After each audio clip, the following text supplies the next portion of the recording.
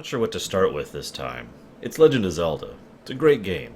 So I'm going to go ahead and start off with the bombshell, and we'll see how many of you stick with me after that. For me, my opinion, etc., Legend of Zelda is the worst of the Zelda games. I'm just going to wait for a moment for anybody to filter out as they wish to. Now that those people are gone. Now, to qualify this statement, this is probably not a surprise to anybody who's caught my stream, where we've talked about this more than once, actually. Now, this is one of those things where this is actually still a huge compliment, especially coming from me, because one of the things that I have done more than once is discussed the Legend of Zelda series amongst myself and several of my close friends. And one thing we found as a general consensus is there's no such thing as a bad Zelda game. And I know what you're going to say and try to argue against it, and you're wrong because those games don't exist. And they're also not Zelda games, and you're pulling it technically anyways. So, you're wrong 3 times, go away. Now then. There's no bad Zelda games. Now, even ignoring the games that don't exist, this is still a matter of opinion. But for me and for several of my friends, even the worst Zelda is still an amazing game. So, don't make this as saying, oh, I hate Zelda 1. Quite the contrary, Zelda 1 has had a huge influence on me. I'm going to be talking about some of this during the lore run portion, when I'm actually playing through the game, but I mean, this game was an inspiration to me in more ways than one, and is arguably one of the biggest reasons why I got so interested in game development and game design, was this game, more so than any of the others I played back in the day. Now, that being said, upon memory, one of the things I find most enjoyable about this game is it's basically an action adventure game. Now, I know you're saying, oh, well, that doesn't mean anything. If I can explain for just a moment, and I don't want to go too much into this, but nowadays the term action-adventure means we needed to put a label on this and didn't know what else to call it. But there are several games that actually deserve that label. The combat, the actual flow and movement of the gameplay is very actiony. It's paced, it's quick, you actually have response, there's no turn-based or anything like that. And the whole point is the adventure, exploring, learning, designing, the puzzles, etc. All of that genre was debatably, although I will admit Zelda was not the first game like this, but debatably really popularized by The Legend of Zelda, in a similar way that Doom popularized first-person shooters.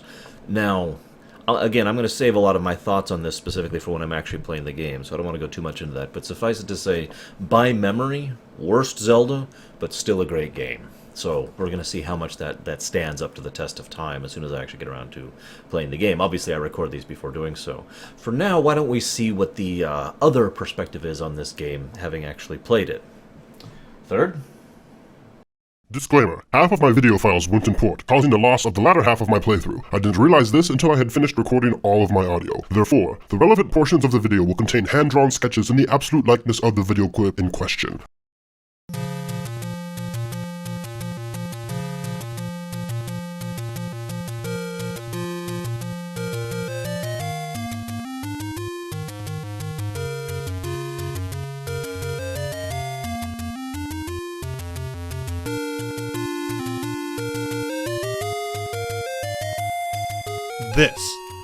This right here. I know this game doesn't have a subtitle, but if there was one, I think this would be pretty accurate. Where in the world do I find what this guy needs so I can pass? Where do I go? That, my friend, is the question I ask myself all throughout this game. From the beginning to the end, there was one defining thing that was always over my head. I had no idea what my next goal was. Sure, I could get little cryptic hints from old men in caves, but that's just what they were, cryptic and hidden away. I couldn't even find several of the dungeons until someone literally had to tell me where they were. I discovered the very last dungeon by pure accident early on into the game. If I didn't stumble across it then, I'd probably still be searching for it. The Legend of Zelda really pushed the frustration button quite a lot. There's required grinding you have to do in order to advance in the game. I'd say that most of my game time was spent wandering around trying to find stuff or just grinding rupees. Once I actually got to a dungeon though, my enjoyment of the game increased immensely, probably because I had a clear direction and goal once I got there. I think that was the main problem I have with the game. It's rather aimless between dungeons. Now, the developers obviously counted on you just roaming around, as evidenced by the hidden elements or out-of-the-way areas that rewarded you just for finding them. But that element of the game didn't necessarily outweigh the necessity of searching around everywhere just to find out where to go next. Enough harping on that, though. I think you get the idea. I enjoyed just about everything else in the game. The controls actually felt very responsive and smooth to me. I never felt like I was really restricted in my action, and that anytime I was hit, I didn't think it was anyone's fault except my own. Combat flowed very smoothly for me and was overall a fun experience. The sound and music, although repetitive sometimes, was fitting and didn't really stick out to me, which was a good thing.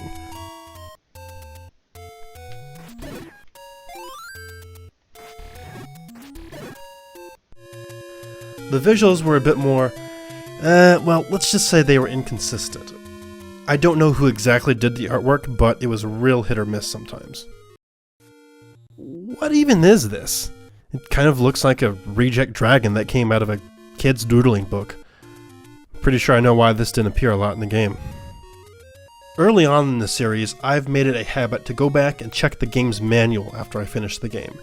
Just look at this here. There's over 40 pages of information that you just simply don't learn in the game. There's tips on playing, the story, and it even tells you where to go for the first dungeon. I would have loved to have known this stuff when I was playing, but it wasn't included in the game.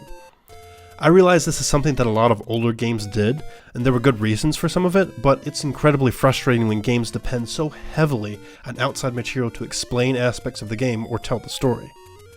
Fortunately, Legend of Zelda stands well enough on its own so you don't have to read the manual to enjoy it, but it sure would have helped me realize what in the world I was doing half the time. So despite complaining about that aimless aspect of it a lot, I did genuinely enjoy myself with The Legend of Zelda. There's a lot of the aspects of the game I didn't mention because, well, they were simply in accordance from what I'd expect from a game. Maybe that's because this series started something that's still emulated to this day, so we come to expect it from these types of games. Now, does this game still hold up today for a modern audience? No, I really don't think it would. Unless you purposely go into this game knowing what it is and intending on pushing through it, I can see most people losing interest very quickly on. This game receives 3 stamps.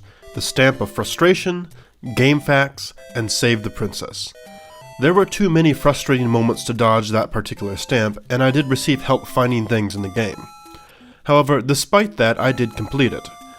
I'm not sure it deserves a stamp of quality, however. There is enough wrong and buggy with the game that it doesn't quite deserve that in my opinion.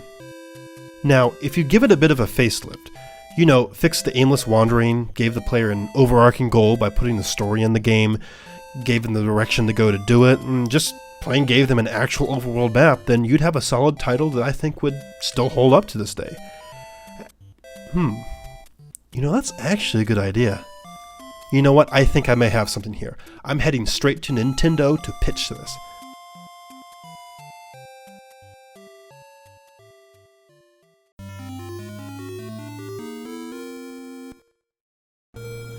So here we are, Legend of Zelda. Feels weird to be scoring a game like this, but that's kind of what the format requires, and admittedly I did put a lot of thought into this, so let's just dive right into it, shall we? The graphics aesthetically are not really my thing. I've often said that graphics do not have to be high quality to be enjoyable. It's all an aesthetic thing, and of course that is only going to be my opinion, but I will say that the graphics were not bad. However, I can also not say that they were good. There were several points in time in which it was pretty clear that some of the monster design and some of the terrain design was just repetitive or But at the same time, there was some other stuff that was actually quite well done and very evocative, and at no point in time was I confused about what was what with regards to graphics. The music, however, is not so lucky. I really do not care for a lot of the songs in this game, especially since there's only however many, 5, 6, something like that, a very small number. And they are repeated ad nauseum. Even the ones that you get to as a quote-unquote break, like the Dungeon theme or the World 9 theme, even those got to me after a while, so I can't really say that that was a positive for me because, well, it was a negative for me. Now, that being kept in mind, I do have to say that the sound design was actually quite good in this game, especially for the NES era. There's a lot of sound editing going in and sound construction in terms of creative design, whose entire purpose is to make sure that you are aware of what's going on audibly. This is something the Zelda series actually always does from this point onward, as we'll talk about later. But it's pretty obvious when you get hit, or when you hit an enemy, or when you lay a bomb, or when there's a boss nearby, or when you uncover a secret. All of these things exist to help bring you into the moment, audibly as well as visually. The interface is not exactly my favorite interface in the world, but it is not bad, and in fact it is actually better than a lot of interfaces I've seen, not only in the day, but in more modern games as well. In fact, spoiler alert, just last night I played a game that came out in 2011 that had a worse interface than The Legend of Zelda did. I'm not going to name names, but this is a legitimate thing for me, so definite positives there. Finally, the gameplay. The gameplay is a weird thing because it is well designed, if not quite my thing. I feel like later games got across the top-down Zelda style much better. Four Swords and Link to the Past both come to mind immediately. But, that being said, there's nothing negative about it. It truly does define action-adventure in a way that modern games sometimes don't. Nowadays, there's a lot of games that are labeled action-adventure because ultimately they don't know what else to call the game. But I feel like Legend of Zelda truly deserves that title. There is plenty of action. You are full free-moving in a multi-grid thing. You're not limited by the squares as you would be in other games of this era. And you can swing or have arcs, and you can throw your boomerang at a diagonal and all that fun stuff. And yet there's also the adventure component. You are searching, exploring, trying to solve puzzles and outthinking your enemies rather than just out brute forcing them. So definite positive there. Now, this next section almost feels mean, because Legend of Zelda is lacking in all elements of story. The plot, I'm not going to say... I feel mean for saying this, but the plot is a negative for me. It's better than most other plots of the era, but that still isn't really saying much. The plot is, instead of go save the princess or bad guys defeat them, has to do with rescuing the pieces of the Triforce, returning them to the place where you can then defeat Ganon and take his piece of the Triforce, returning peace to the land, blah, blah, blah. You know, there is a plot there. It's just threadbare, mostly exists in the manual, and very, very poorly translated on the actual game itself. And, of course, there's no dialogue in this game, other than the beginning and the ending scroll. So that is a negative. I'm sorry, guys. Now, the next three are weird, because next we have setting, characterization, and character growth. And there is none of the above in The Legend of Zelda, the original game. We know that this is a place called Hyrule, and we know a few of the names of some of the locations, and we know that there are characters named Zelda, Link, and Ganon, and we can extrapolate the most basic things about them. For example, Ganon is a monster, and probably a bad guy, and Zelda has at least some foresight, given her plan, and also happens to be female. And this is about as much as we get as far as characterization or character growth. After a lot of consideration, I'm going to go ahead and award all of these flat zeros. Not positive, not negative.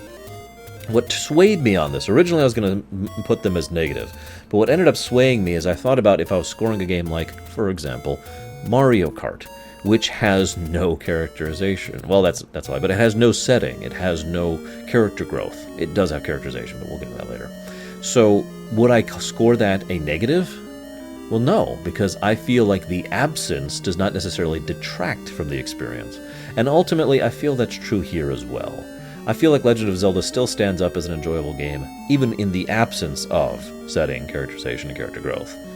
Now, there is a theme in this game, and this one is barely there for me. This is still a net positive, if only barely for me. And that is because the theme is completely different from all the other Legend of Zeldas, at least in my opinion. The theme is exploration. Everything about the game, the sound design, the graphic design, the way that the game unfolds to you, the way that there's no linearity with regards to things. The game literally encourages you to explore. It's all about the exploration, and that is the theme. Here is a world, says the game. Go, find it, enjoy it.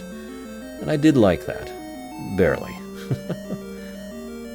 This game receives 2 bonus stars.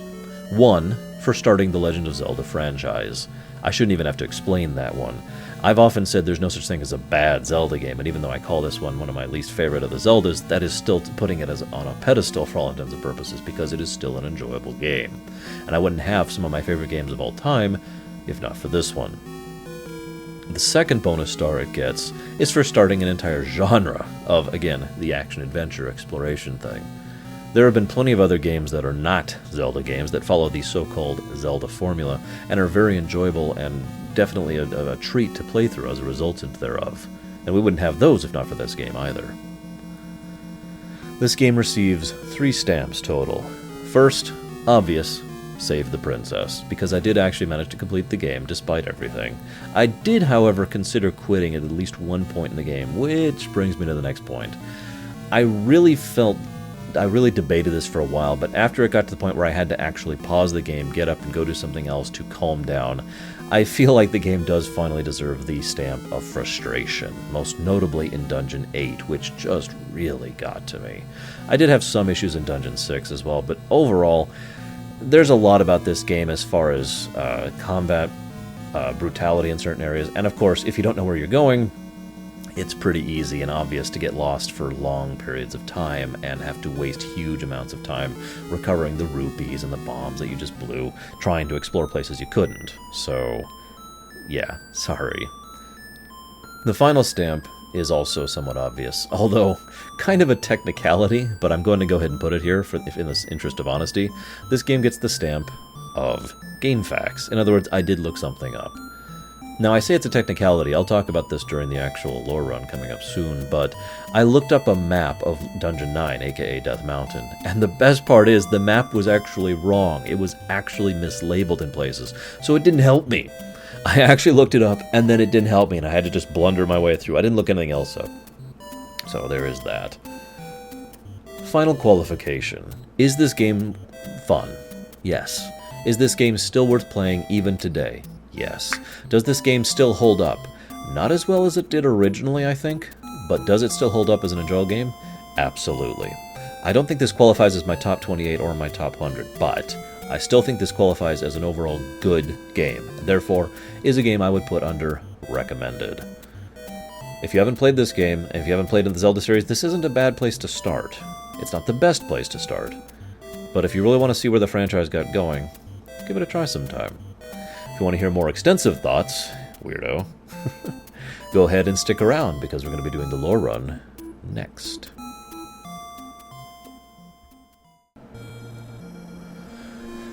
So, Legend of Zelda, the original, 1986. There's a weird thought for you. We're getting a new Zelda this year, aren't we? So, first thing I want to talk about, which is why I haven't hit start yet. The Legend of Zelda. Many years ago, Prince Darkness Ganon stole one of the Triforce with power. Princess Zelda had one of the Triforce with wisdom. She divided it into 8 units to hide it from Ganon before she was captured.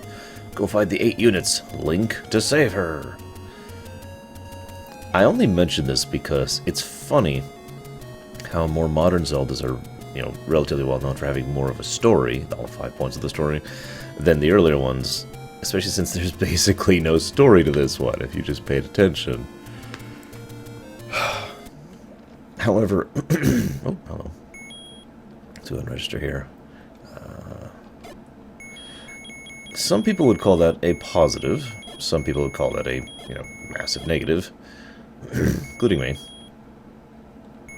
There we go.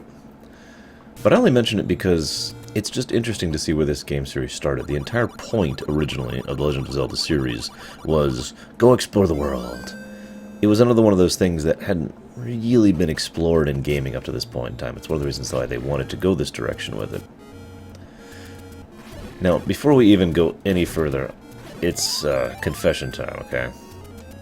I actually know a decent amount about this game, but only from a, for lack of a better way to put it, speedrunning and tassing perspective. See, the reason for that is back in the day, when my dad and I had the NES, and I used to play quote-unquote co-op with him. It's actually probably the origination of my whole love of co-op things. Basically, we'd sit there side by side, and he'd have the controller, and then he'd hand it off to me, and I'd play for a bit, and I'd hand it off to him. But I used to play games that he was interested in, and he was not interested in The Legend of Zelda. It just wasn't his thing. So I never really got into Zelda all that much. Back in the day, so to speak. Wow, I'm already at 1 heart. I'm partially saying this to explain why this isn't exactly my favorite of the Zeldas, and I'm partially using it to explain why it is that I suck at this game. See, when Zelda 2 came out, I played the heck out of that one. And I know that game a lot better, and I tend to remember that game a lot more fondly. We'll see how well I remember or I shouldn't say how I remember, how well I enjoy this game. I already talked about how I remember this game, and it wasn't the most flattering thing in the world. And I just realized I should probably stop talking now until I get some hearts. So I'll spare you the beeping, okay? Okay, got rid of the beeping. So like I said, that's probably one of the reasons why I really tend to prefer Zelda 2, at least by memory. Because I played it more when I was a kid. Well, when I was a teenager, but you get the idea. When I was a young, stupid, foolish idiot. There, we'll just summarize. Now, I mention this because, as I've said before on my stream many a time, my least favorite Zelda is this one. At least if we're counting Zeldas that actually exist. Cough, cough. I actually, the last time I played and beat this game was at least 9 years ago, something like that. It was quite a ways ago, and I basically was doing it with my friend Gary, who has this game memorized because he really loves this game. And he was sitting there next to me playing his version of the game, and I kept being like, help, because I didn't actually know where to go. But like I said, I've watched several speedruns since then, and done... Oh, excuse me. Done a decent bit of task watching as well for some works in process and some other fun stuff like that.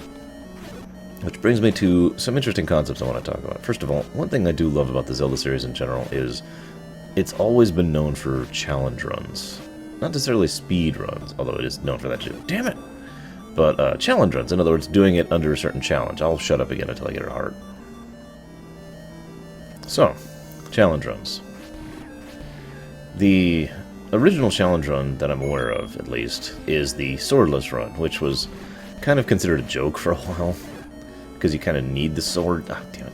Ah, no, no. I got hit trying to get a heart. But yeah, that was the original challenge run that I was aware of personally. And why do I feel like I'm wasting my keys going this way?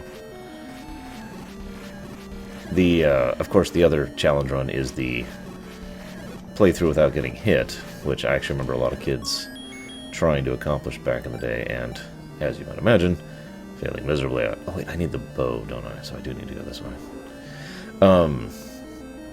But Zelda games nowadays are pretty infamous for having that kind of thing to them, you know? The 3-heart challenge in a lot of the more modern 3D Zeldas is a good example of that. Just to name one. Now, I want to talk about something else while we're here. The puzzle design, if you can truly call it that, it is kind of a weird thing, but we'll just call them puzzles and leave the definitions and proper articles out the window. The puzzles of Zelda are interesting. Now, speaking of someone who's been playing Zelda games for, well, like 30 years, I guess, at this point, give or take, I don't even know really have to think about most of these puzzles. How do I advance? Well, have I killed everything in the room? Is there something to push? Is there a button somewhere? You know, I mean, there's lots of kind of things like that that have been the staples of the series for forever. And they all really got their start here, in some manner or another. And as my friend Gary would always say, you know, there's like 6 things you can do in any given room in Zelda. You know, just go down the list if you're not sure where you're going. We'll see if I consider that true on replay. I'm not 100% certain if that's really the case. I don't know if that's really how fair things are, you know? I don't know. I'm also curious to see how Third manages... Oh, finally got a bomb. Which is good. And the boomerang. Not that I actually need the boomerang, but, you know, whatever. 100%, yeah! Stupid hands. So you can tell the boss is near because you hear it. It's a nice little mechanic. It was basically designed not only to encourage you to know where you're going, but, there we go, to add to the tension, if you could believe it, of the situation. Whoops. Ah, whatever. Do-do-do-do. So one of the things that's really of note here, I know this is going to sound weird, but the game kind of encourages you to play better. Now, I don't mean by punishing you per se. It does a weird form of positive reinforcement in its game design. Let me explain what I mean. First of all, obviously you can grind enemies to get rupees and bombs and that kind of stuff. I could talk to you about the whole table and how basically there's like, I want to say 10 drops that every enemy can drop. And when I say 10, I mean like 10 different values. A lot of those values are the same thing. For example, an enemy will drop a rupee, a rupee, a rupee, a rupee, or a big rupee, right? Something like that. The thing is, that's determined solely by your kill order. So, which one that pops up as kind of varies. Like, if you kill 5 Octoroks, but then kill a Stalfos, you'll get the 5th drop of the Stalfos, even though you've only killed 1 Stalfos. Does that make any sense? I mention this because it's pretty much critical for most speedrunners, and of course for the TAS, although the TAS has an easier time of it, to have that stuff memorized so they can optimize their bomb counts and speed things up so they don't have to grind, right? They also need to optimize their rupee count because there's a lot of stuff you basically have to buy, depending on the version of the game you're playing, of course. Fun fact, I'm only know where this place is because I spent so long getting lost trying to get here once upon a time. I don't actually remember where level 2 is. Anyways, so the game encourages you through positive reinforcement to be good at the game. Basically, it's this thing I'm doing right here. The fact that you have this awesome laser sword which increases your tactical options and safety by a ton if you don't get hit. It encourages you to try and pay attention to patterns and be more careful and all that fun stuff, right?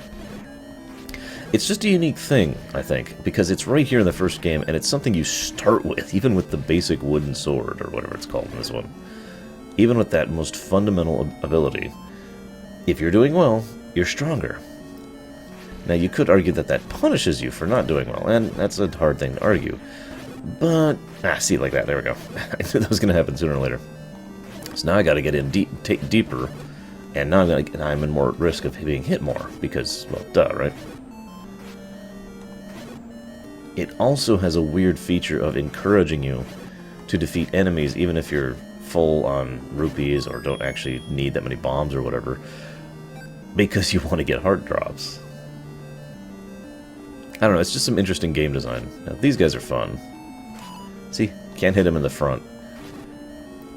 You can hit him in the side, you can hit him in the back. But, yeah. Oh, jeez. That also hurt. Now, here's another fun thing. I'll go ahead and confess this to you guys. I've actually already died once. Earlier. Yeah, okay, here we go. I'll just show it off now. When you die in this game, it's actually surprisingly nice to you, for lack of a better term. So as you can see, we're at the beginning of the dungeon again. Same rupee count, same key count, same bomb count. We start with 3 hearts, so we do have a penalty. So we automatically start without, our ranged ability. So we are negatived for having died. So there is a punishment for it. And it's funny because this ties into what I was just talking about. We lose our ability to have a ranged attack. We lose our safety bubble, basically.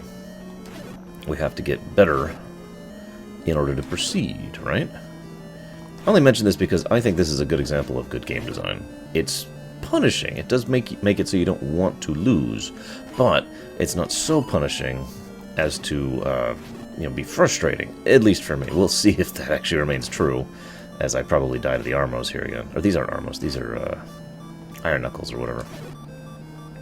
Oh, well, okay, so I just got the freeze item, which is hilarious because it just freezes the enemies for the rest of the time you're on the screen. There's no real duration, it just goes away when you leave the screen, so yeah, I can just win now. Get some more bombs, which is great. And start exploring. Now, okay, I want to express one thing that I don't like about this game. I can tell you it already.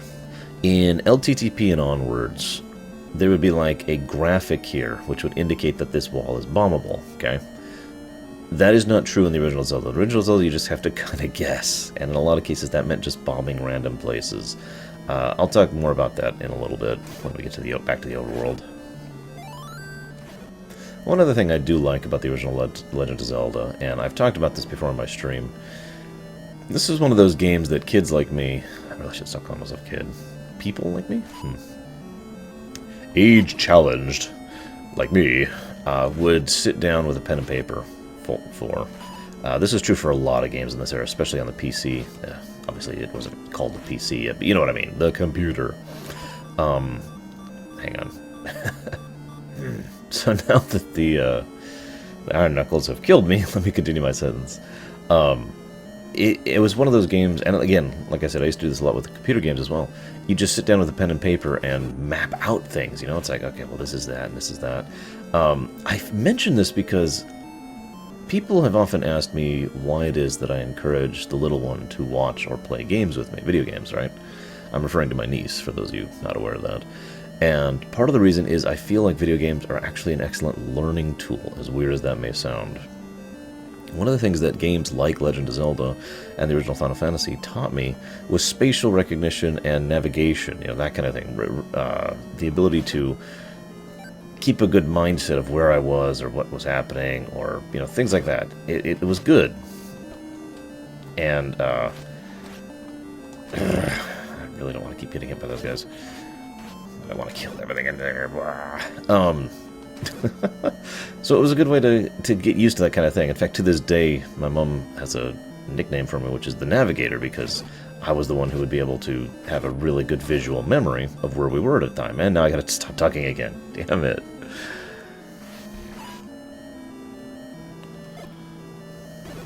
So some people ask, why are bombs so important? Just thought I'd demonstrate here. You know, I don't even remember what I was talking about now. I am so far past that point. It's been a few minutes since I've been talking. I know, I edited so it feels like it's been a few seconds. You should have seen me during the Earthbound run. It was actually kind of hard to keep my train of thought across some of those jump cuts I did. Let's go ahead and talk about one thing, though. I've been praising this game in several ways already. Even on repeat playthroughs, this is still a game that is praiseworthy, I think. And not just because it started a genre and a franchise that I love. However, there is one thing I cannot say I can speak of positively in this game so far, and that is the music. Or rather, the lack of music. There are something like a grand total of 5, I want to say, songs in this game. Yeah, so we got the dungeon. Okay, so we got the intro. I'm not counting like do-do-do-do, like I just did. No. Okay, so we've got intro, overworld, dungeon, last dungeon. That's 4. And I guess ending. So that is 5. There are 5 songs. I might be missing one. But the problem is, while I enjoy 8-bit music, and I do, genuinely, you know, it's not just a nostalgia thing, as some people have accused me of, I genuinely enjoy the sound of a lot of 8-bit songs. And I feel like 8-bit music can be used to great effect to create some really beautiful stuff. This is not on that list. I really do not care for the music of this game, and it's already starting to get to me a little bit. So, hopefully you guys can tolerate it with me. Probably gonna be hearing this dungeon song a few bajillion times as I try to maneuver my way through these places. So this is a good example of what I was talking about earlier with the puzzle design. First thing I did, kill everything in the area. That usually has something happen. Did you get the sword from the old man on top of the waterfall? No, I don't have 6 hearts yet. Or whatever is required. But that's a good example of the kind of puzzle design that exists in Zelda. Kill everything. Did that do anything? No. Okay. Move blocks. Did that do anything? No. Okay. Try to bomb the walls. That's usually the last resort, because bombs are a finite resource.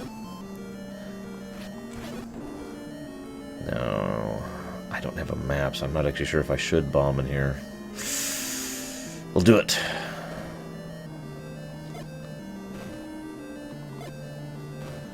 Nothing! Well, there goes 3 bombs for no reason. Like I said, I don't have this game as memorized as the others. Funny fact, though, you know how a lot of these old men are, are nice and vague in their hints, and in some cases their hints are either flat out wrong or just kind of deceptive? That's by design. That's not a translation error. I just felt like mentioning that because too often, well, I shouldn't say too often, very often it's blamed on the translation, and for good reason, admittedly. Because, you know, the translation from Japanese to American games has been bad for many, many years. I would argue that the first game that actually got really translated well was Earthbound, and the next one after that was Final Fantasy IX. Nice big jump there in time. Anyways, getting off topic. Point being, these were actually debatably more vague and more difficult to understand what the heck they were talking about in the original Japanese. I actually know a guy... Damn it, freaking beeping. I know a guy who's done some work on the translation of this game. For fan translations and the like, and he has a nice website up. If you ever look up, oh thank God, if you ever look up Oh shoot, what's the name of his site? I need to plug his site. Stories of... You know what, I'm just going to look at it really quick, because I've got it, like, right here.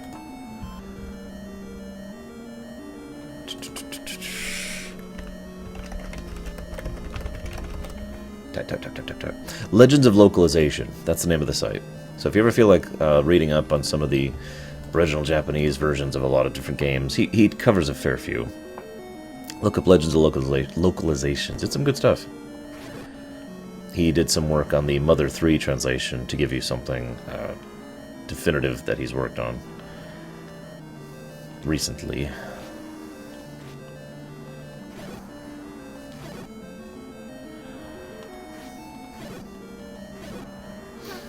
You know what's funny? I mentioned earlier the pen and paper thing and how much fun that was, and getting used to where everything was. You do that for dungeons and for the overworld. It was primarily for the overworld. But I mentioned that because I don't know, it's one of those weird things to think about how back in the day, so to speak, games were a lot less forgiving. I'm not saying that's a good thing. I'm not saying it's a bad thing, okay? Don't turn this into one of those debates. It's just interesting because, I mean, Legend of Zelda is, without question, way less forgiving than Ocarina of Time. I'm not saying it's harder.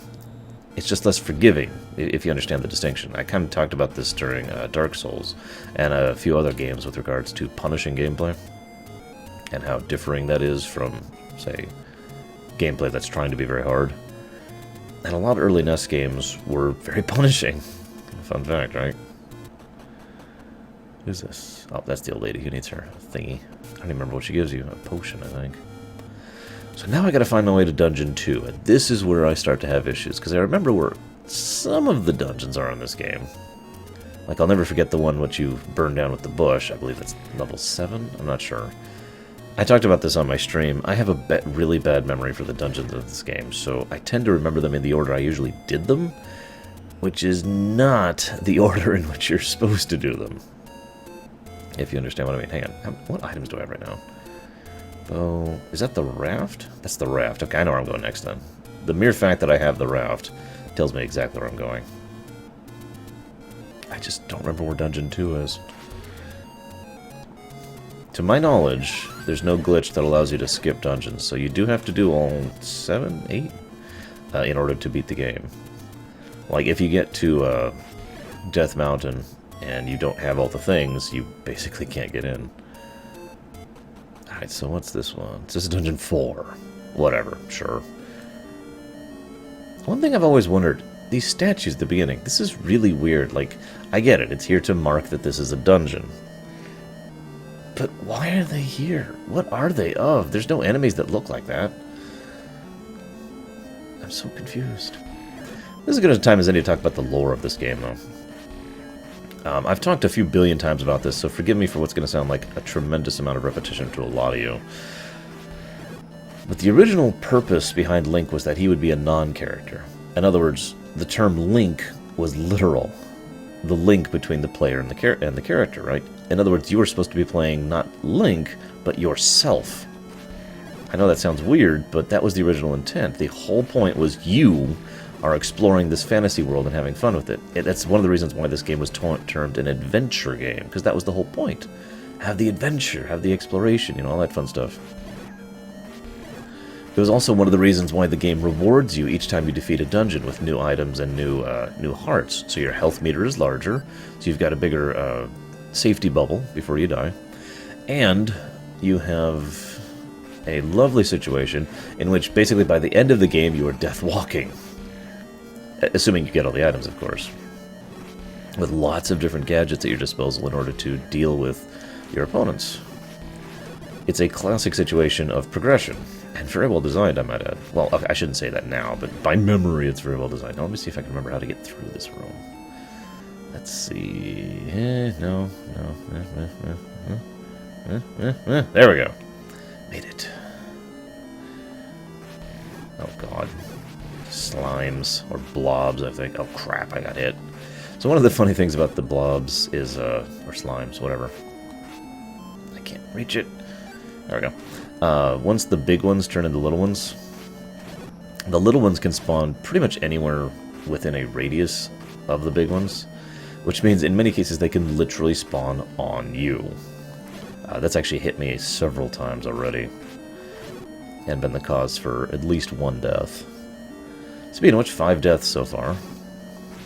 Kind of hoping to keep that number down this time, but we'll see. For those of you who aren't aware, I keep track of my deaths and how long it took me to beat the game, just to put it in there for some little evidence of, you know, here's some statistics for the game kind of a thing, for having gone back and replayed it. I feel like I should have the lamp by now, but I don't, because I haven't done Dungeon 2.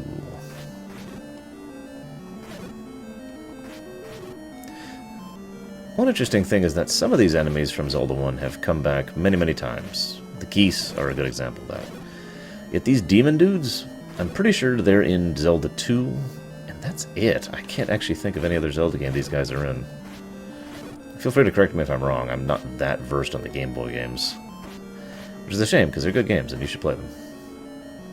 Seriously, I recommend it.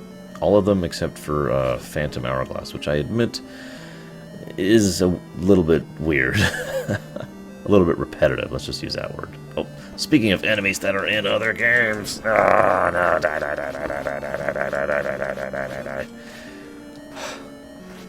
Whew. That's a like-like. Why is it called that? Because it really likes eating you. And your shield. Damn it. That would have been cool if I hadn't gotten hit. Oh well.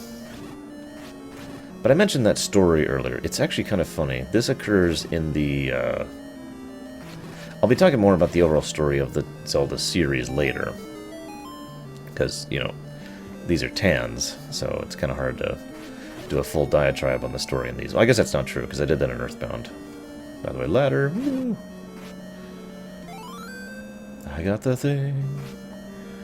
But, as I mentioned, the story was basically an excuse plot. Princess, save her. It really much describes it. I also mention this, though, because there's something worth talking about here. In fact, I'm curious if Brother Box is watching this right now. He and I have a strong disagreement. He thinks story should not be in games, and he hates story, and I'm just pulling his leg, in case he's watching. That's not actually what he thinks. Ah, damn it. What he actually thinks is that story should be handled properly in a game. And I actually kind of agree with that, when you come down to it. But I know some people think that the Legend of Zelda series shouldn't have story in it. And I'm not sure what I think about that. Because there's only a few Zelda games that we have for evidence that don't have story in them. This being one of them. Arguably Zelda 2 is the next one. Because from Link to the Past on, story became integrally tied in to the Zelda series. And from that point on would remain so. What the heck? God damn it. I'm missing a key.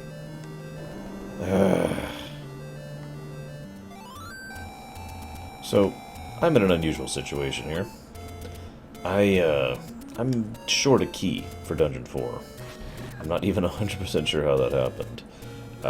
So I need to go find Dungeon 2 now, and, well, see if I can get a key. So, time to do a little running around, I think. Well, I was looking for Dungeon 2, and I found Dungeon 6. I feel like this is a good path forward. Maybe. Maybe not. Ah! One other thing I kind of want to give Legend of Zelda, the original, is there's a surprisingly large variety in the enemies you fight. You know, in the mountains you have the centaur guys and the Tektites. In the sands you have these things which burrow up and down from the sand, you know, in the main areas you have the slime things. And then you've got those guys, whose names I don't remember right now. There's a lot of them have different attack patterns and styles.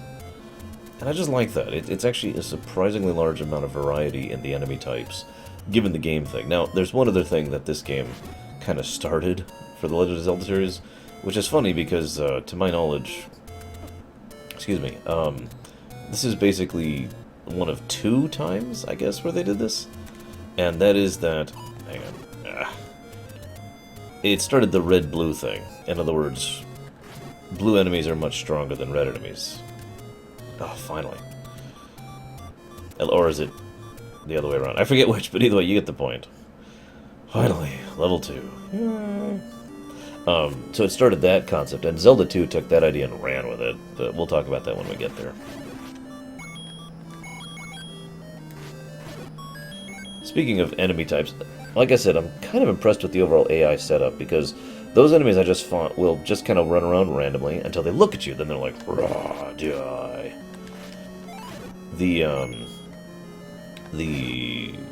What are they called?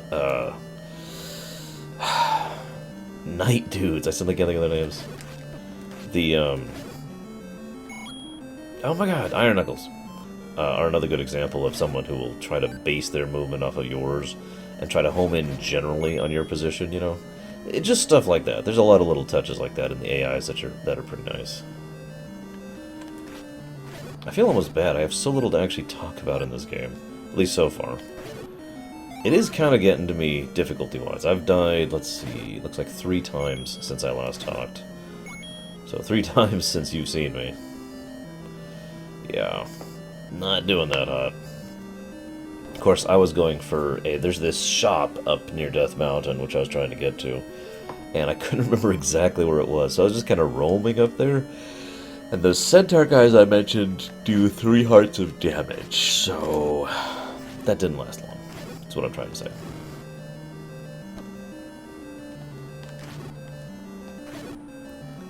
Another weird thing about the original Legend of Zelda, most of the dungeon items you can get, well, I shouldn't say most, some of them are actually optional, would you believe it? Wow, what is with all these stoppers? Anyways, like, in some cases you don't literally need, for example, the red candle in order to finish the game. Just to name one example off the top of my head. Which is, interesting. Oh, jeez, oh, jeez, oh, jeez, oh, jeez. Ugh. You do, however, need to not get hit. That is required to finish the game.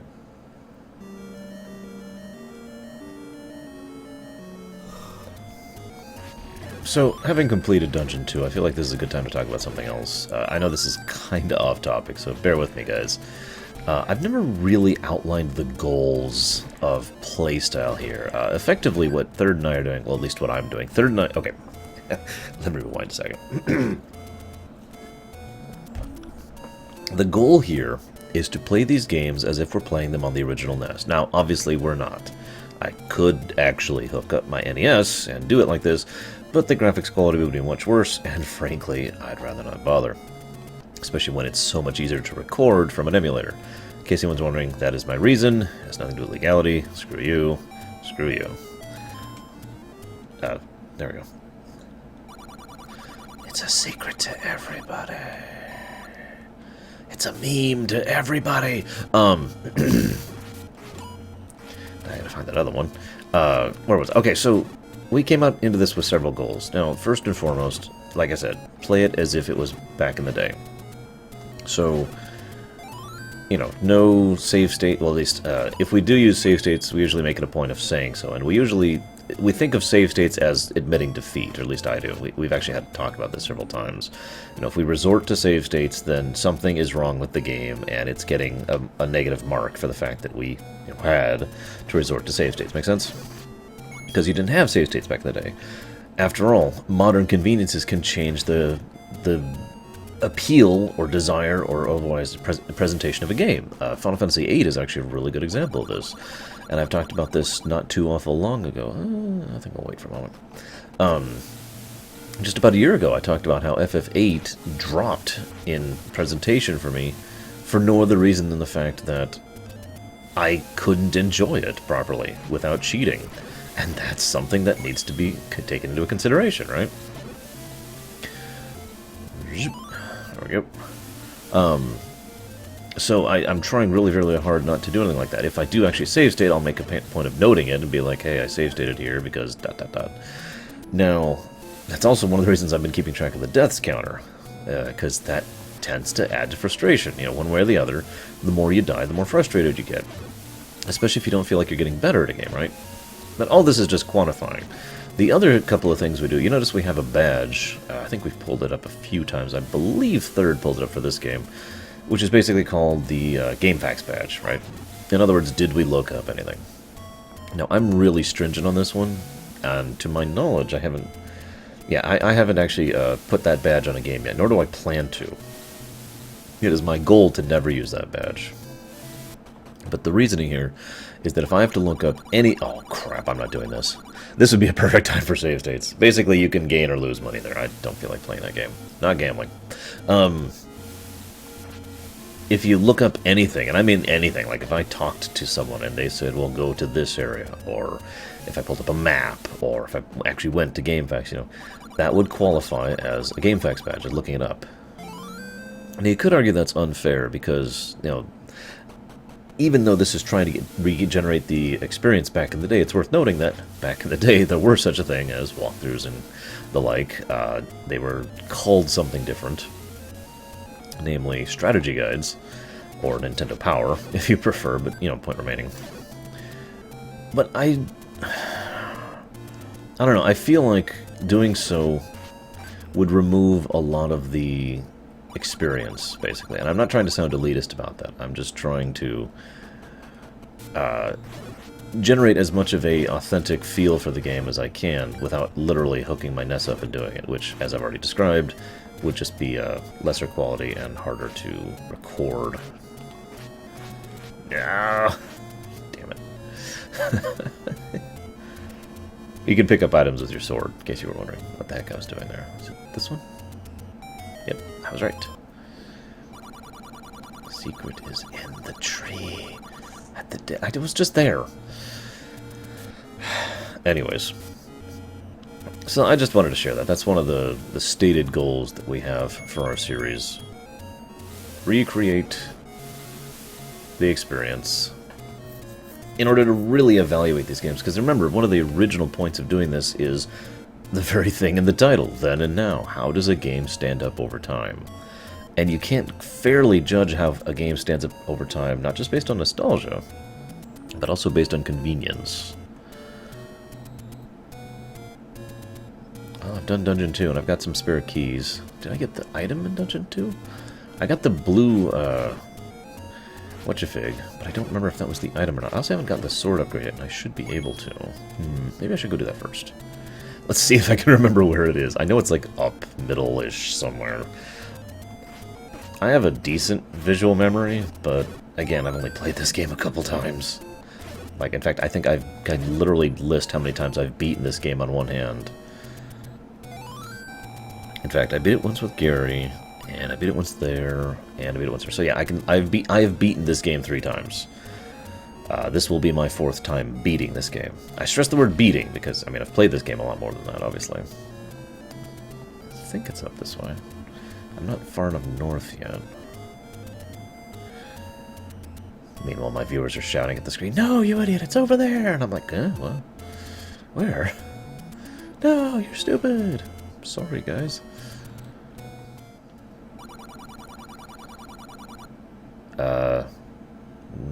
No. So I should be able to get this now. Cross fingers. Yeah! Silver Sword, or Doom Sword, or Level 2 Sword. I actually forget what it's called. But I have that sword now, so now I can die. So now we go back to Dungeon 4. Well, I found Dungeon 5. Sure. So, fun fact, you can feed the bombs to them, or you can do another method. Which I failed at. Shoot, now I'm wasting bombs. Okay, I just killed a guy like this. You know, I don't even remember if there's armor in this game. I know there is in Link to the Past, which lowers the amount of damage you take from every enemy. But I don't remember if there's armor in this game.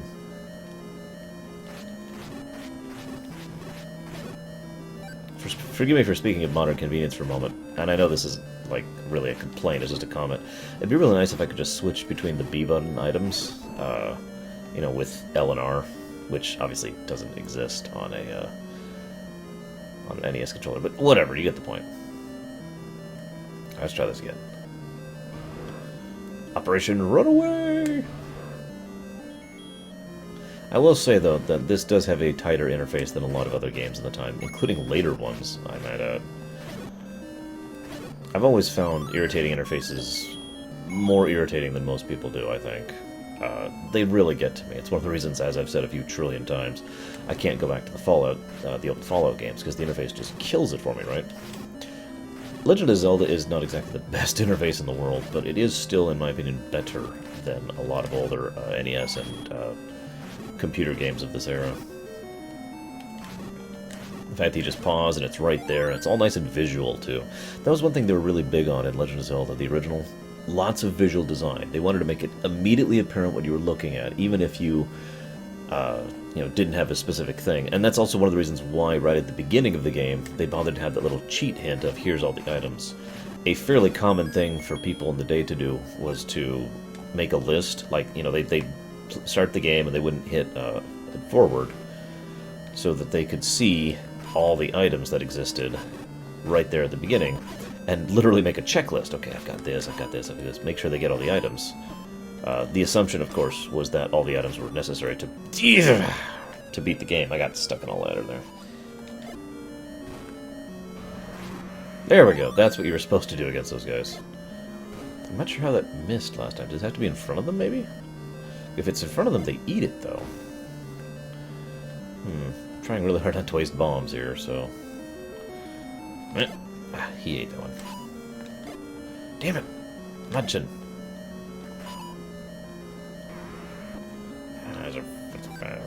Didn't want to hurt. I'll take it, but, whatever. Because you can kill them with one bomb if you stun them. That's actually part of the whole thing. Dodonga dislikes smoke. In other words, yeah, you can make them eat the bombs, that was technically the secret trick, is you can make them eat the bombs. The real trick was supposed to be making them get hit by the smoke, so that they would get stunned, and all that fun stuff. Also, fun fact, Ocarina of Time is kind of famous for being the first game to have the trading game. You know what I'm talking about, Wind Waker and Twilight Princess and basically every Zelda since then have had a trading game, and usually the end result is something pretty useful or worthwhile. In this game, the end result is a potion. If memory serves. I'll go ahead and do it, but it's actually really truncated. It's like, instead of the trading game, it's like, you get this one item, and you trade it to this one person, and that's the trade. Okay, so here's another interesting thing. I wanted to mention this earlier. Movable blocks, right? In later Zeldas, you can move blocks wherever, and in some cases make a puzzle undefeatable, and you have to actually leave the room. In the original Zelda... hang on.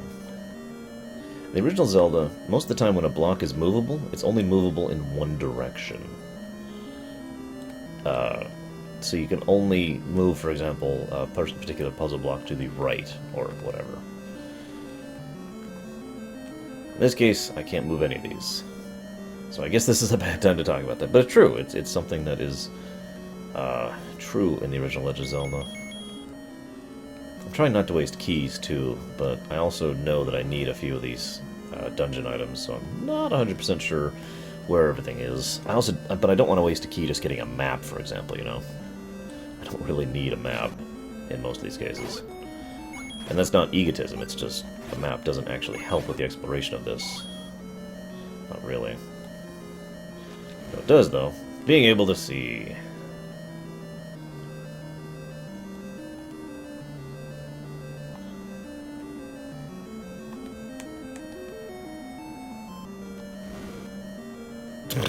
See, okay, here's a perfect example. I know I just stopped talking, but you see I could burn a key there to get the map, and nothing else, so that's not really worthwhile, I'm also kind of killing everything because I'm trying to farm rupees. I know I need a few more rupees for a few things. I really want to get the shield upgrade, and arrows. And I feel like there's one other thing I want. Oh yeah, the meat. I need to get the meat. Wow, didn't even hurt them. Oh jeez, oh jeez, oh jeez. Pose voice. At least I think those are pose voiced. If these are the things I'm thinking of with the giant ears, I believe it is, then these are the guys who, back in the Famicom version... Oh, crud. I was right next to the boss.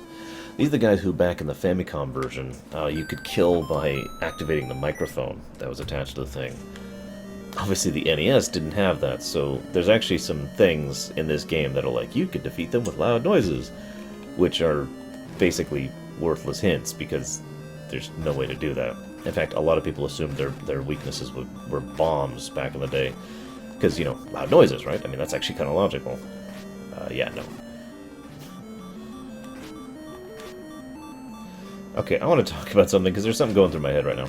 I have a tactical choice right now. I can flee and, you know, preserve my one heart, or I can risk death, basically, and kill these guys in the hopes of getting a fairy, or at least a heart.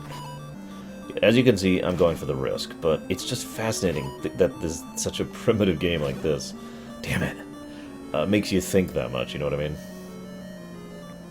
Primitive game, isn't it? I'm all I don't think I'm going to risk it in here. The Pole's voices are kind of mean. I think they're called Pole's voices. I know they're in the Awakening game, too. What do you guys think? Should I risk a key? Wait, I'm not streaming, I'm recording. Damn it! Armor. Oh, crap. So, that's how I died here last time, if you were paying attention. It's actually pretty easy to get stuck on the ladder, because what the ladder does is it goes out wherever you go out. So, for example... But you notice I can't go up, because that's not how the ladder works. The only connection for the ladder point is like this. For example, let me do it here to get across what I mean. So I could go across here like this, but I cannot go to the left, even though you'd think I could. It's the way it's coded. So it's easy to get stuck on the ladder and, you know, die, because you're me and terrible at games. Oh my god. Now, let's go ahead and talk about something else while I'm at it. I feel like I have a lot to talk about in this dungeon. I don't know why. Maybe it's just because I'm thinking about it more. Some people have told me that they haven't played Legend of Zelda series, and one of the questions I get most often is, you know, I've never played Franchise B. You know, I've never played the Mega Mans. I've never played the Final Fantasies. I've never played the Zeldas. Where do I start? Let me make this clear. I do not recommend you start with this game. This is a punishing, fairly difficult game that is, as I've mentioned already, pretty unforgiving. And this is probably not going to sell you on the franchise. In fact, I wouldn't be surprised if Third's overall reaction to this is, "Ugh." But of course, that's not what you asked. Which one do you want me to play? Not which one do I think you shouldn't play? Well, my answer to that is actually quite simple. I think you should play Link to the Past. I'll talk about that more when we get there. And yes, that will be a TAN as well, because we do this for SNES games, as you know. But Link to the Past, in my opinion, is pretty much the perfect entry point for the Zelda series. Just a sec. Go, go, go, go! Oh god, it's this bastard, too. I don't have the whistle! I don't have the whistle. I don't have the whistle. I need to go get the whistle. Anyways, in my opinion, Link to the Past is the perfect entry into the series. It's pretty much is the first Zelda game in many ways, and I'll talk about that more later. And it's difficult. In fact, I would argue it's one of the most difficult Zelda games, at least by memory. But it is not punishingly difficult, and there's a lot of ways to sidestep that difficulty, and like the usual Zelda method, which I already mentioned, the more time you invest in it, the more exploration you do, the more items you get, the more set up you are, basically, if that makes any sense. The more powerful you are. Can I even beat this guy without the whistle? I don't know. But I also don't know where I haven't been at this point in time. Not looking this up. I haven't looked up a single game yet. I'm not going to do it now. I'll just waste some bombs like I would if I was playing this on the NES.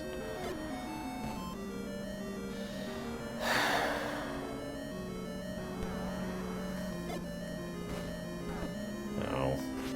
Yeah, I can't even hit him. Shoot. Okay. I gotta go find the whistle. Whoops. Damn it.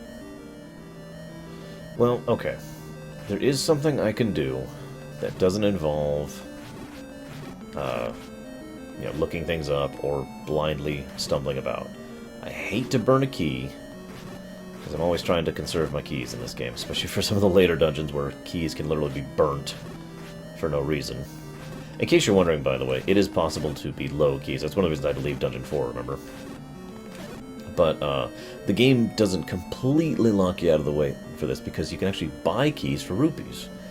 Now, I know that doesn't sound like, I know it sounds like small comfort, but I do like the fact that they made it so it's not impossible to progress at certain points in time. You just have to go grind some rupees, about 100, I believe, and as a result, get a spare key, and then you can proceed.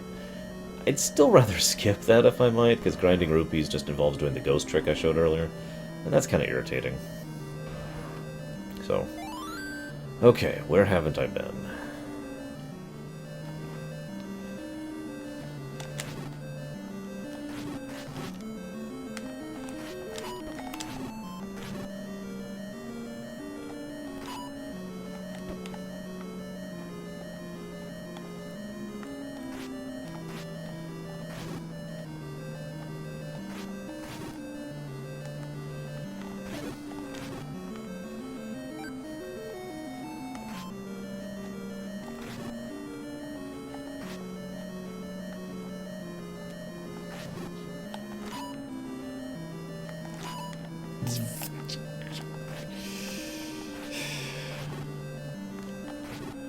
I'm really glad I upgraded my sword before I came here.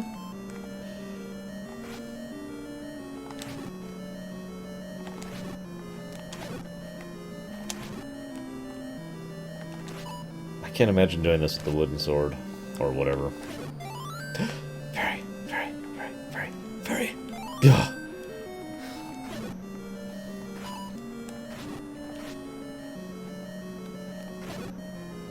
Yes! Yes! Screw you! Screw you! Screw you! Screw you. Okay, I can't apparently hit you. Fine. Oh, jeez, oh, jeez. Oh my god. I did it! I beat the second room of Iron Knuckles. Oh, please be the whistle. Oh, thank God. It wasn't all for nothing.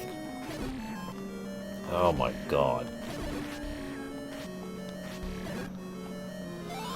Okay. Let's go back to the boss now. Now, if I'm not mistaken, I literally need the missile to beat the whistle. Not the missile. I literally need the whistle to beat the game. That's one of the reasons I was so insistent on getting it. Not only do I think I need it for this boss, but I know I need it to empty the pond somewhere.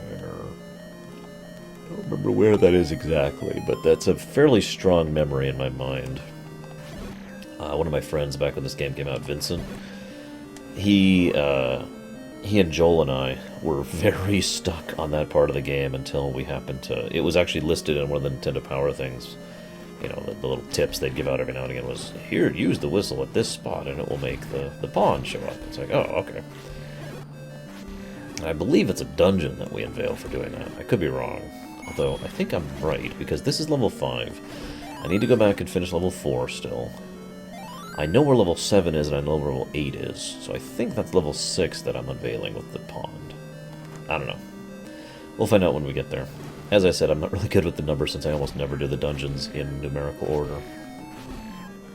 Okay, let's try this again. By the way, that tone should sound familiar. It was used again in Mario Bros. 3 for the whistle, but ironically, it was also used in Ocarina of Time as the basis for the intro song. Do-do-do, do-do-do, do-do. You know what I'm talking about? Just a little anecdote.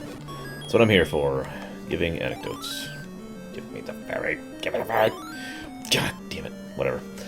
At least I'm net positive on that one. Okay, God. Now to go back and finish level 4, huh? I love it. I needed a key to get in here. I had to go to 2 other dungeons. Well, I didn't have to. In order to get in here. And the first thing I find is a key. Bloody brilliant.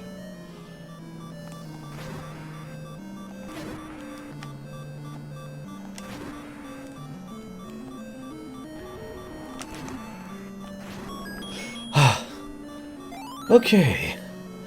Whew. That was actually really close. Holy crap. I'm gonna include that in. I'm gonna include all my, like, awesome kills in. And not the 21 deaths.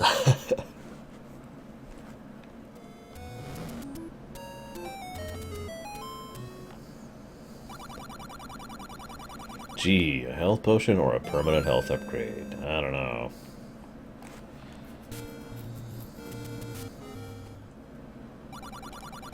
Gee, a health potion or a permanent health upgrade? Which one should I take? Okay, I was thinking about this in between the previous one and this one. I gotta admit, there is actually something to be said about getting the health potion. It basically caters to a different playstyle. Someone who's more confident in... the idea is, rather than having more of a health total, you have more ability to heal, right? So, well, you know, that's not necessarily the dumbest choice in the world or the best choice in the world. It is nevertheless a choice, and I actually kind of like that it's an option there. You know, do you want to have more max health, or do you want to have the ability to heal more? Ah, whoops, this is the... No, absolutely not. And here's the third one that I know of. Do-do-do-do. That should be enough to get the Master Sword, I think. Regardless, I want to head that way anyways to hit the shop, so... Damn it. I just like hearing the sound effect. That's my reasoning. By the way, it's not actually called the Master Sword in this one. Or in 2. The first time the Master Sword was called... the Master Sword was in Link to the Past. Yet another thing that game started. So anybody out there who doesn't like Fee, you have Link to the Past to thank. I'm going to demonstrate for real. Okay, so see the guy up there? I need to top these from the top.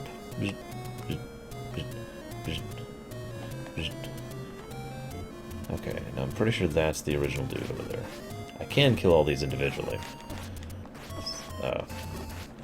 Well, there we go.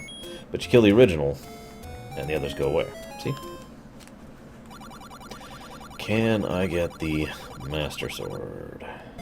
Yes! Excellent. I now have the 3 damage sword. Now to find that vendor.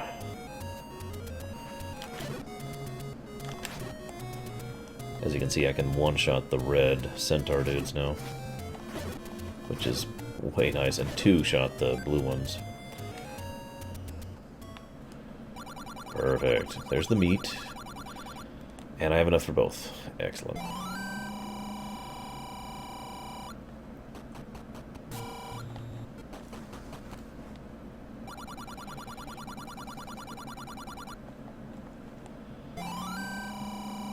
And I have the good shield now, too.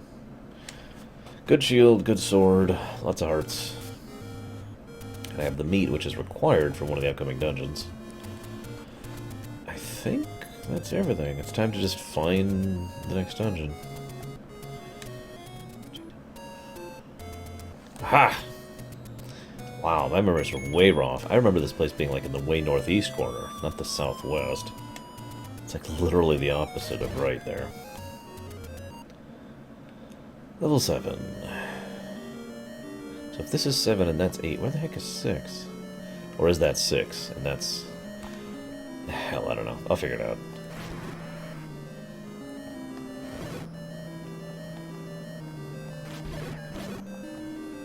Okay, you see what just happened there? Every now and again, there's one enemy that's like a key enemy, for lack of a better way to call it. And a key enemy, once you kill it, all other enemies of its type just die instantly on the screen. I don't know exactly what goes into it. I do know it's not a guarantee, but certain enemies in certain groups, certain formations, I should say, will have a higher chance of doing it than others. It's kind of nice when you get it and you don't, and you're like, oh god, oh god, oh god, and you know, you don't die as a result. Oh jeez, blue moblins. Oh hey, so good thing I just got this, huh? So yeah, the funny thing is this is vague in Japanese too. I know a lot of players, myself included, who when we first thought of this were like, huh? Yeah, you give him the meat. And he's like, oh, thank you. Nom, nom, nom, nom, nom. See, the grumble is supposed to be his stomach. I don't know, just go with it.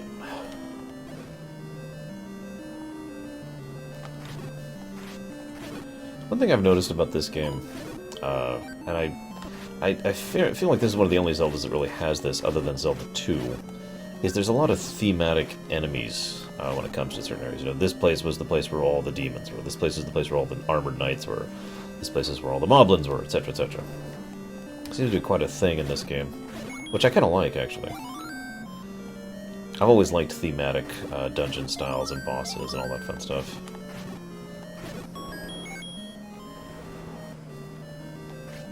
Oh, sweet. See, the red candle, like I mentioned earlier, lets you flame on all the time. Here, I'll demonstrate. You have 2 on the screen at once, and you can do it however much you want. It's actually a nice little secondary attack, but it's also really important because the whole, you know, it makes it easier to find the bushes that are burnable. Of course, I already found one of those, but whatever. This is definitely one of those items you don't actually need to complete the game. It's just nice to have. And I'm out of bombs, and I'm pretty sure I need to bomb my way out of there. Let's see if I can find some bombs. Whatever. Can you imagine getting here without a bomb? That would really suck. Let's do it. And, okay, good, it is one of the easier bosses. This guy's like one of the easiest guys to dodge his attacks of, like, all of them. Oh, I can even... Wow. And I have enough rupees to get the arrows now, so yay! We did it, guys. Whew. I have to admit, even though there have been a few frustration moments, especially in that damn Iron Knuckle dungeon, this has actually been pretty satisfying and more enjoyable than I remember upon replay. Of course, the real question is, can I find the next dungeon? I know where one of them is, so I think I'm going to go for that and see if it's level 8 or 6. Because I have this weird memory that, like, 8 is the last dungeon, but that's not true, because I think 9 is the last dungeon. I usually just refer to it as Death Mountain. So, I guess we'll find out. Now, considering the woods are in the southwest, I've always wondered what this area is supposed to be. Oh, right. I feel like there's a bombable thing here. Let's find out. Oh, that's not a bombable thing.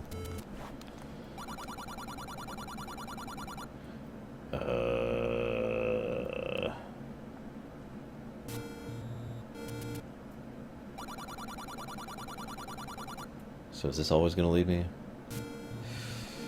Interesting.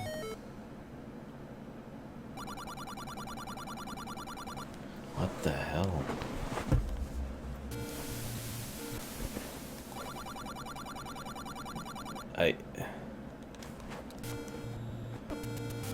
Wow. Okay, whatever. Nope, nothing there. Damn. All that for nothing. By the way, there is another reason I want rupees other than just to buy the arrows and possibly the bracelet. And that is the fact that rupees equal ammo in this game. Yeah, no, weird, right? Alright, this is level 8, so I am actually missing a dungeon. And I really feel like I need to get the arrow before I do this, so I'm gonna go do that.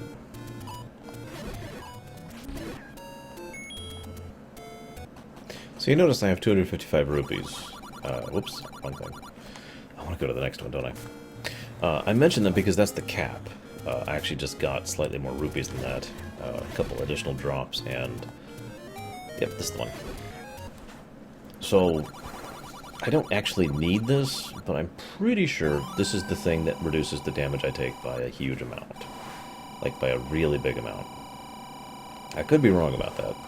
But as you can see, it takes up basically all your money. So now I need to go farm up another 80 rupees, basically, in order to afford the arrows to do the next dungeon. So I'm going to head back to the ghost place. and go do that.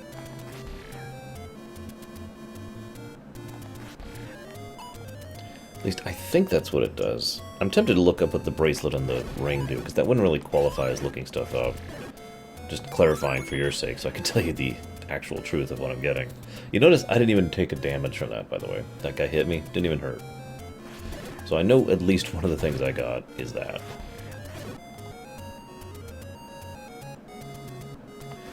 Nah. I'll just run in ignorance, not knowing the power-ups I got. By the way, okay, so you see the one guy there? I just feel like pointing this out, because I just had this happen to me. So we're going to spawn all sorts of ghosts.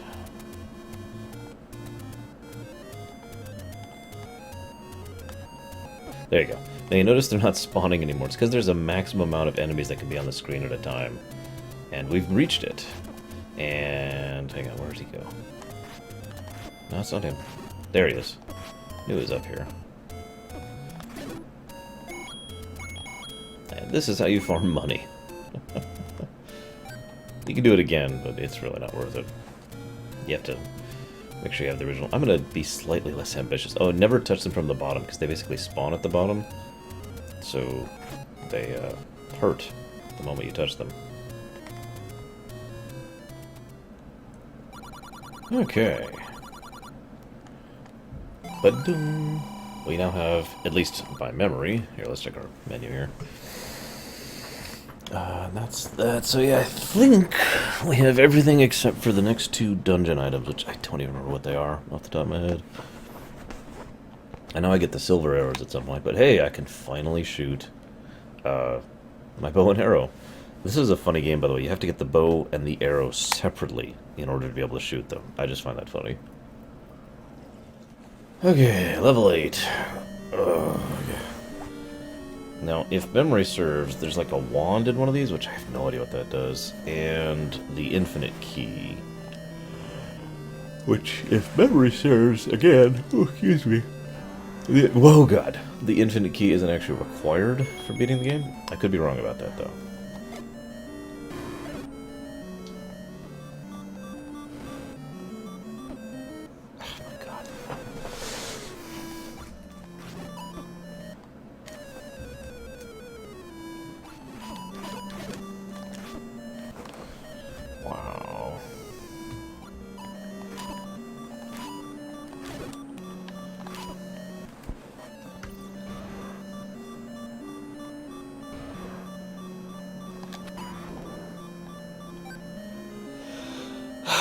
Anyways, story, right? This one occurs in the so-called Downfall timeline, aka the timeline in which the hero of time during Ocarina of Time failed and died, basically. Are you kidding me? Okay, noise gone away. Oh gee, some rupees. That was worth my time. So immediately after that occurs Link to the Past. Well, I shouldn't say immediately. Sometime after Ganon successfully wins and Link dies, and Ganon gets the Triforce. And are you kidding me? And makes the Dark World. That's when. Right. Let's try these against these guys. I've never actually done that before. Nothing. Yay. You know what? I'll talk about it in a minute. Okay, so let's talk about the story. After Ocarina of Time's failed timeline, we have the timeline of Link to the Past, right? After Link to the Past occurs the Oracle games, Link's Awakening, and A Link Between Worlds. I'm not exactly sure when Link Between Worlds occurs relative to the Game Boy games, since that occurred after the timeline was released, and I'm really getting sick of that beeping noise, I gotta be honest. I'm really getting sick of having to fight a billion of these guys at once, too. Oh my god.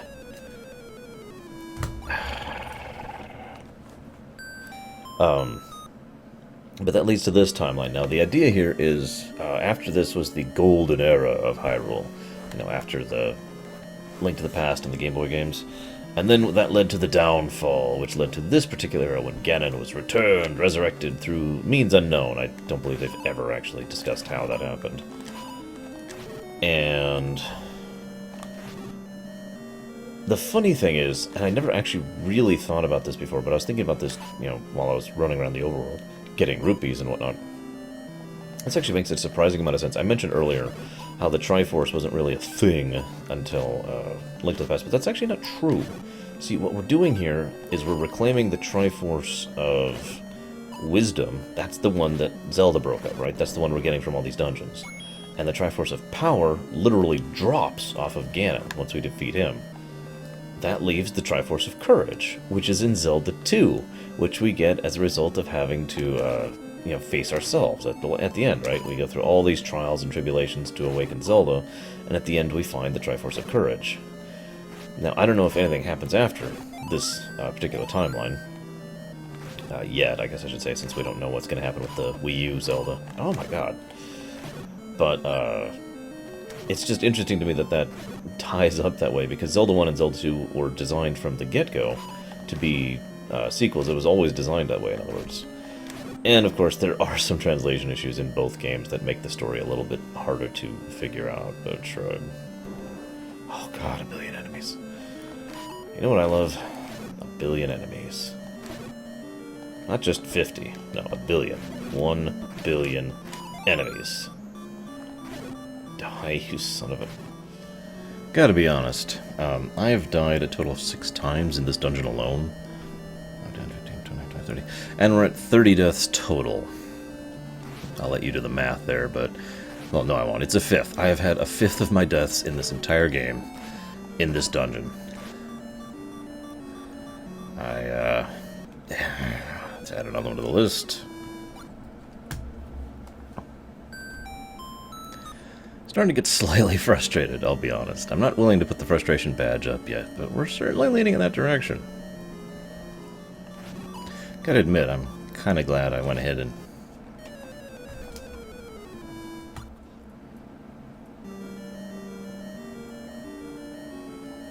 So yeah, as you can see, I decided to go to level 6 instead. Deal with the whiz robes instead of the things that I keep calling iron knuckles, but are actually dark nuts. Although, fun fact, I'm not really sure what the difference is between an iron knuckle and a dark nut, other than, some finer shadings or whatever. So personally, I find whiz robes a lot easier to deal with than the dark nuts or iron knuckles or whatever they are. Not sure why. This is not fair. Having a Gleeok as a mini-boss? That's not cool.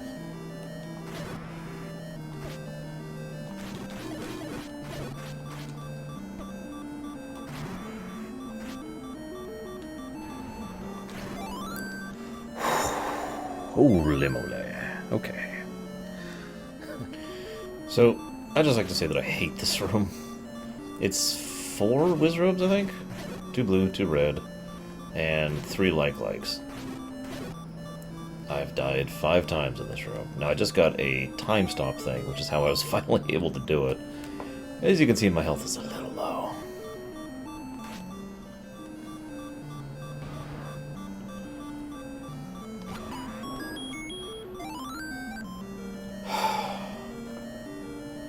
Okay, gotta be honest. I'm thinking I might give this game the badge of frustration at this point. That was a lot of deaths. And a lot of retreading the same crap over and over. Oh my god. Now let's go to the dungeon I couldn't even get to the boss on. Yay! So let's try this again, shall we? Slightly better setup this time. I don't even know if these things hurt these guys. Nope, they're not. Great. Went all that way to get a secondary weapon. That doesn't help me with the stuff I was having difficulty on. Whatever. At least I have another heart. And, full heart this time. So for any of you who actually watch my Super Metroid speedruns, you know that I talk about how the Super Metroid community has every single room in the game named something. One of those rooms is called the worst room in the game. I think that's this room, if I'm honest. I was like 8 Pole's voice or whatever the hell they're called, the rabbit things, which take 3 hits even with the Master Sword and hit like a truck. Ugh. Here we go. This is supposedly the hardest boss in the game. Whoa, and I just fled the arena. Oh, that was dumb. Let's try that again. I shouldn't say supposedly. I mean, I've always had trouble with the Gleox, but ugh. And it's a 4. Oh my god! That's a 4-headed Gleox, so... Yay!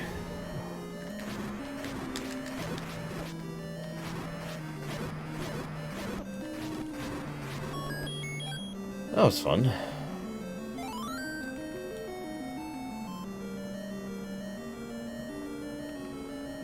Alright, guys. It's funny because I'm already kind of irritated and frustrated with this game, and Lord knows I've been having issues, but now it's time to the part that I remember is actually hard. Death Mountain. Ah! Do you guys mind? I'm trying to have a serious moment here. Here, okay. It's time to go to Death Mountain. Da-da-da-da! So, you remember when I was running around here trying to find something? I'm pretty sure it was actually right here. And I'm right. Yes! Because I just realized, I'm looking up there, I'm like, I'm missing a heart. And, lo and behold...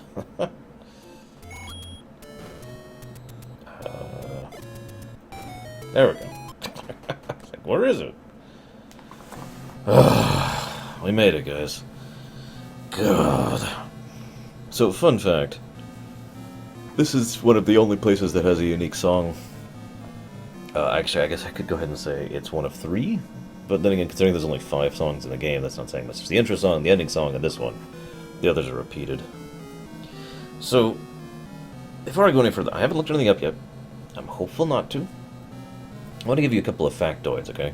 This dungeon is huge. It's like 50 tiles or some ridiculous amount. It's almost as big as like half the overworld map, to give you an idea how huge this place is. And I have no idea where I'm going. And there's tons of Wizrobes, and tons of Dark Nuts, and tons of likes, and I don't know what else off the top of my head. I know there's lots of Wizrobes, that's a big thing in this dungeon.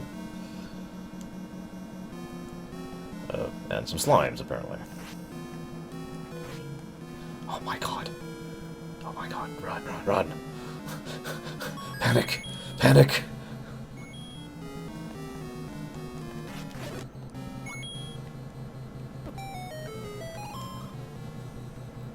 Oh, thank god.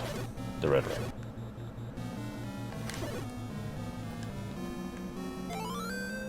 Whoa. Link suddenly looks really weird.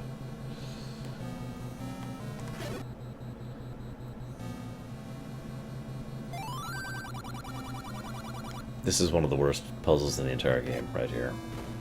I didn't need the map for this one. I've known this one ever since it was first explained to me. It's just, ugh, terrible puzzle.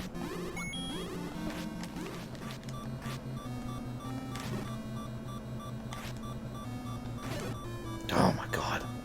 Okay, this room is the worst room in the world. I take it back. So for those who don't know, the way Wizrobes attack is they'll only ever shoot their beams, in a cross formation, up, down, left, right? So, oh jeez.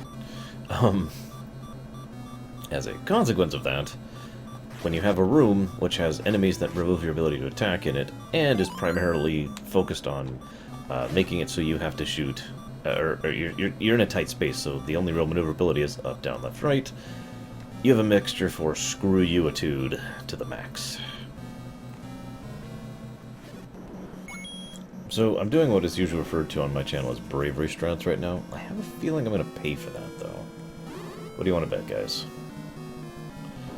In other words, I could leave the dungeon at this point, having both quest items, and try to recoup. Instead, I'm trying to push it, and see how far I can get. Oh, jeez. And, then I run into this room, of course. Actually, that wasn't so bad. So... pretty sure this is where I want to go. I'm still going to count the map thing against me, but I stopped using it. it wasn't actually that helpful anyways. Which is sad. Alright guys, this is it. This is the last boss. This is Ganon. Specifically Ganon, not Ganondorf. Although they're all the same character, you ever notice that? Anyways, I'll talk about that more when we get further into the series. I'm really nervous. I've got 3 hearts. I got way more arrows than I need. And if I die, I have to remember how to get back here. After I go get a fountain and some healing potions. So, here we go.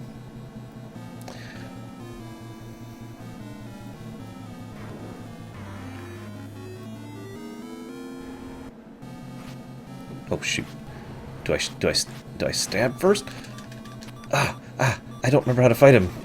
And I'm dead already. Wow, that was quick. I think I stab and then I shoot. Okay, let's go get some reinforcements and then I'll try this again. Now, fortunately, and I do remember this, there's actually a potion guy right here. So, yeah, that's actually really helpful.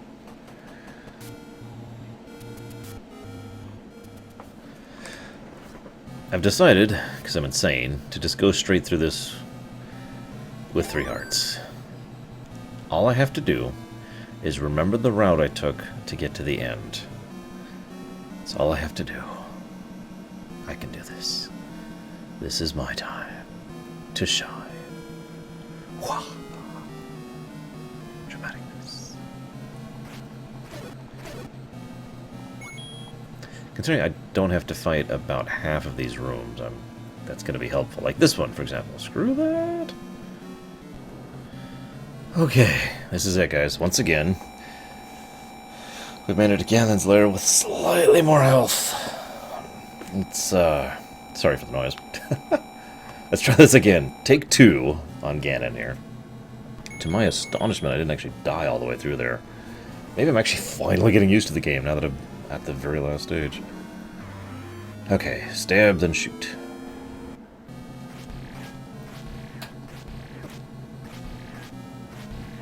I have no idea where he is. I think he's... Yeah, I think I got him. Oh, now he's going this direction.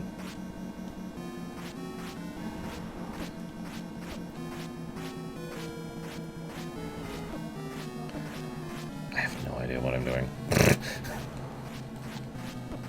This is not quite as climactic as some of the Ganon last fights, is it? I like that they're giving you a pattern, but it's kind of indistinct as to what exactly you're supposed to do. See, that didn't do anything. Why didn't that do anything? Oh. Oh! Yes! We did it! Wow. Okay, I got it. See, just... That actually was a lot easier than I thought it would be. What do you know?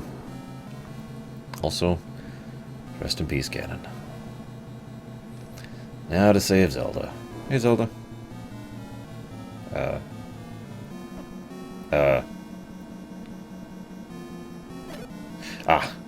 Okay. There we go. And we did it. We did it. Holy shkamoli. Oh. And there's the Triforce of Power and the Triforce of Wisdom. Which is funny, because Link has the Triforce of Power. 44 deaths. That's actually way less than I thought it would be. So, okay. Final thoughts. This game definitely gets the frustration badge. There were several points where I would just die over and over and over and over. And my options were go and trek all the way over there to refill and then come all the way back in order to fight it again. Or just, you know, struggle my way through, which wasn't actually working out all that well. However, great game design overall. I did look up level 9, which is a bit of... I actually kind of wish I hadn't, because it didn't help. But, you know, great level design. Surprisingly good enemy design. The fact that they had the whole explorative thing was awesome. It's actually funny, for those of you not aware, Zelda originally, in the Japanese version, had far less hints. I don't mean in the game, I mean like in the manual. They added a lot of those hints in the manual because they were worried that the American audience, who of course are incredibly stupid people, wouldn't be able to actually find their way around, that they would find this kind of gameplay frustrating. I find that fascinating because I don't find that kind of gameplay frustrating. I find it tedious because it engenders the whole search every nook and cranny thing. I wish there were more hints like they would use in later Zeldas, like Link to the Past is a good example of that. But nevertheless, you know, goods and pluses all even out. This is still a good game. This is still a very enjoyable game. I actually really enjoyed going through this again, and I hope you enjoyed watching me fail miserably. So next up we have Zelda 2. I predict a much higher death count on that one. See you guys.